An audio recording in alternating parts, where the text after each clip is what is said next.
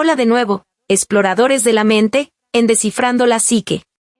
Hemos navegado por el espectro de la mente, desde la intensidad emocional del TLP hasta la singularidad del cableado autista.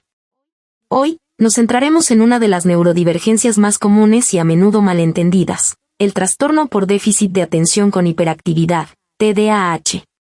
El TDAH no es solo ser despistado o ser inquieto. Es una condición compleja del neurodesarrollo que afecta las funciones ejecutivas del cerebro. Se trata de un déficit en la regulación de la atención, y no en la atención en sí, impulsividad y, a menudo, hiperactividad o inquietud interna.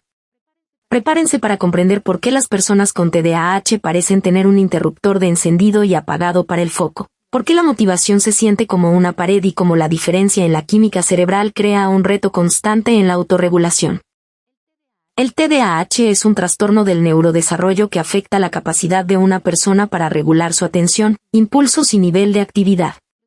Los síntomas deben ser persistentes, perjudiciales y haber estado presentes antes de los 12 años, manifestándose en múltiples entornos: casa, escuela, trabajo. El núcleo del TDAH radica en las funciones ejecutivas, un conjunto de habilidades cognitivas gobernadas principalmente por la corteza prefrontal del cerebro.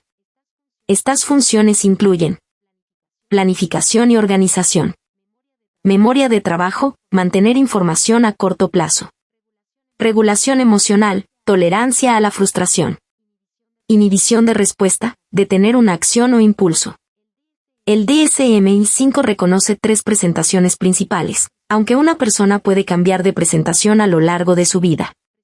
Presentación predominantemente desatenta. Es la presentación más común en adultos y mujeres. Se caracteriza por dificultades para mantener la atención, seguir instrucciones, completar tareas, y por ser olvidadizo en actividades diarias.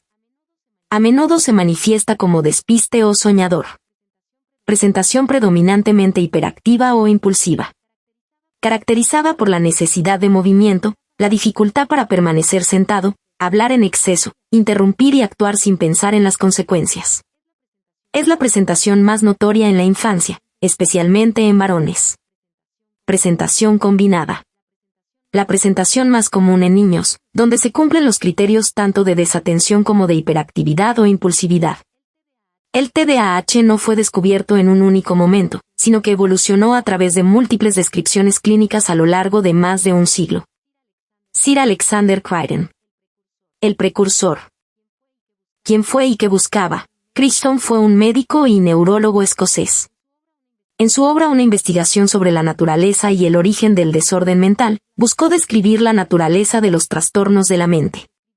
Describió una condición que llamó enfermedad de la atención.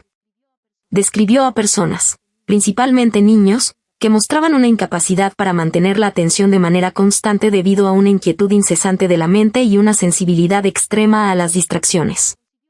Concibió el problema como un déficit en la capacidad cerebral para controlar la atención voluntaria, sentando las bases del componente de inatención. George F. Steele.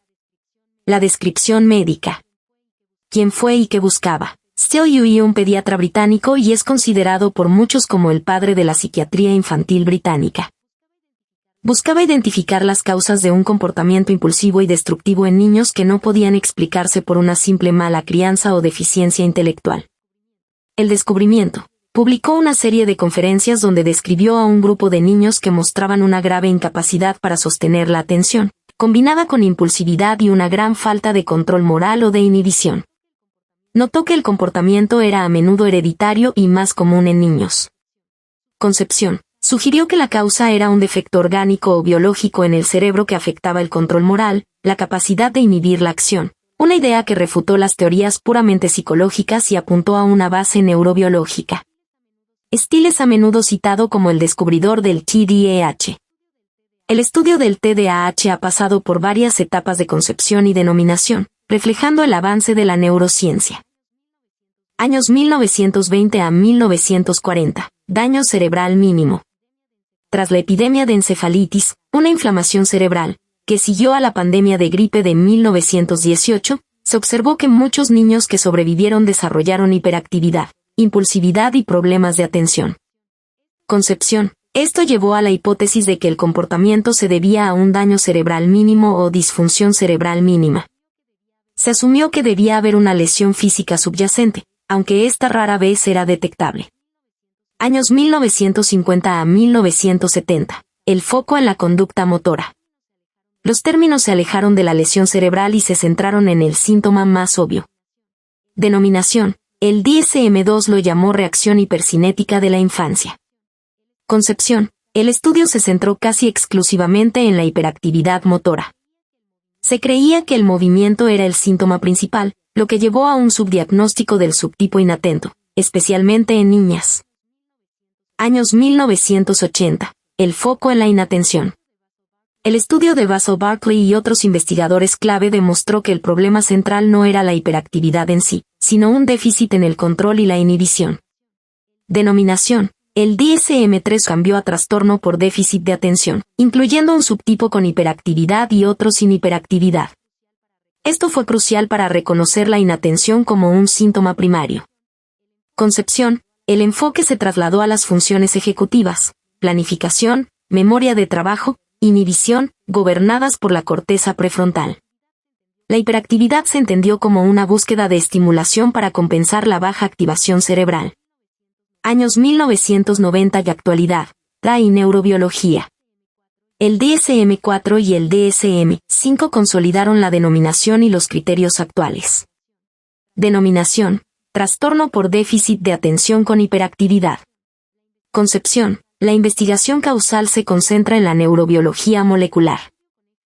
El estudio con fMRI funcional y genética ha demostrado consistentemente una disfunción en los sistemas de neurotransmisores, principalmente la dopamina y la noradrenalina, en la corteza prefrontal y las vías de recompensa y motivación. A diferencia de un trastorno conductual, el TDAH tiene una clara base biológica, siendo una de las condiciones psiquiátricas con mayor heredabilidad, cercana al 75 a 80%. El papel de la dopamina. La raíz neurobiológica del TDAH se centra en la disfunción de los neurotransmisores, principalmente la dopamina y, en menor medida, la noradrenalina, en la corteza prefrontal. Dopamina insuficiente. La dopamina es clave para la motivación, la recompensa, la atención y el control motor. En el TDAH, hay una disponibilidad reducida de dopamina en la sinapsis de la corteza prefrontal. Búsqueda de estimulación. Esta escasez de dopamina hace que el cerebro del TDAH busque constantemente estimulación externa, novedad, riesgo, movimiento, conflicto, para elevar sus niveles de dopamina y alcanzar el nivel funcional que un cerebro neurotípico tiene de forma basal. Esto explica por qué el foco solo se activa intensamente con el interés extremo o la presión baja de emergencia, el llamado hiperfoco. Diferencias estructurales. Estudios de resonancia magnética han mostrado diferencias anatómicas sutiles pero consistentes en personas con TDAH. La corteza prefrontal puede ser ligeramente más pequeña y madurar con un retraso de hasta 2 o 3 años. Diferencias en estructuras subcorticales como los ganglios basales, involucrados en el control motor y la inhibición. Una de las características más confusas del TDAH es el hiperfoco. ¿Qué es el hiperfoco? Es un estado de inmersión total y absoluta en una tarea o interés que la persona encuentra fascinante o novedoso. Durante el hiperfoco, la capacidad de atención es tan intensa que la persona se vuelve impermeable a los estímulos externos, ruido, hambre, otras responsabilidades. No es concentración voluntaria. El hiperfoco no es una prueba de que la persona puede concentrarse si realmente lo intenta. Es una manifestación del sistema de dopamina. Cuando algo es intrínsecamente muy gratificante, los niveles de dopamina suben lo suficiente para activar el circuito de atención de la corteza prefrontal. El problema, el hiperfoco es una concentración incontrolable y no dirigida. El TDAH es un déficit en la regulación de la atención, no en su capacidad. La persona no puede elegir qué enfocar ni cuánto tiempo durará ese foco. El TDAH tiene un impacto significativo más allá del aula. Impulsividad cognitiva y motora. La falta de inhibición de respuesta lleva a la impulsividad. Esto se manifiesta como interrupciones, respuestas precipitadas, tomar decisiones financieras arriesgadas o cambiar constantemente de trabajos o parejas. Disregulación emocional. La disforia sensible al rechazo es una característica común en el TDAH. Se refiere a una hipersensibilidad al dolor emocional causado por la percepción de haber sido rechazado, criticado o juzgado por otros. Es una reacción emocional intensa y desproporcionada, vinculada directamente a la disfunción de la corteza prefrontal para modular la emoción. Impacto social. Esta impulsividad y disregulación emocional, sumada a la dificultad para recordar detalles de las interacciones sociales, memoria de trabajo, a menudo genera malentendidos, frustración y una autoestima baja. El TDAH es una de las condiciones neuropsiquiátricas mejor estudiadas y con tratamientos altamente eficaces. Tratamiento farmacológico. Es la intervención más efectiva. Los estimulantes, como el metilfenidato o las anfetaminas, actúan aumentando la disponibilidad de dopamina y noradrenalina en el cerebro, mejorando directamente la función ejecutiva y la capacidad de inhibición. Los no estimulantes también actúan sobre estos neurotransmisores, aunque con mecanismos diferentes. Terapia cognitivo-conductual. Se utiliza para enseñar habilidades de función ejecutiva, planificación, gestión del tiempo, organización, y para manejar las consecuencias secundarias del TDAH, como la baja autoestima, la ansiedad y la disregulación emocional. Adaptaciones ambientales. Estructura, rutinas claras, uso de timers, recordatorios visibles y entornos con bajo nivel de distracción son esenciales para compensar el déficit en la memoria de trabajo y la desatención. El TDAH ha pasado de ser visto como una falta de control moral o un daño cerebral a ser entendido como una diferencia compleja en la química y conectividad cerebral que afecta los circuitos de recompensa y las funciones ejecutivas. Comprender el TDAH es entender que la dificultad no es una falta de voluntad, sino una diferencia en la química del cerebro. Con el apoyo adecuado, esta energía y creatividad pueden ser canalizadas de manera productiva. Si te ha gustado este video, por favor dale me gusta, suscríbete y activa la campanita para no perderte el próximo capítulo de Descifrando la Psique. ¡Nos vemos!